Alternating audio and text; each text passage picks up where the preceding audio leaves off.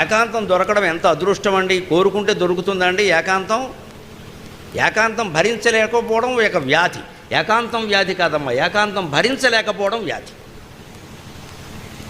ఏమిటో ఒంటరితనంతో బాధపడుతున్నాం. ఒంటరితనంతో సుఖపడాలి, బాధపడటం ఏంటి అంటే మన మనస్సుకి ఎప్పుడు ఏం కావాలంటే 10 మంది కూర్చుని డమడమా పొగుడుకుంటూ తిట్టుకుంటూ ఈ ఇద్దరిని తప్ప మిగిలిన ప్రపంచం అంతా తిట్టుకుంటారు. అందులో ఇద్దరు వెళ్ళిపోయి ఇంకోటి వస్తే మళ్ళీ వాడిని కలిపి వీడిని తిడతాడు, వెళ్ళిపోయిన వాడిని. సరిగ్గా మనం చేసేస్తున్న భాగవతం ఇది. దీనికి ఎందుకంటే కాలక్షేపం ఎక్కడ?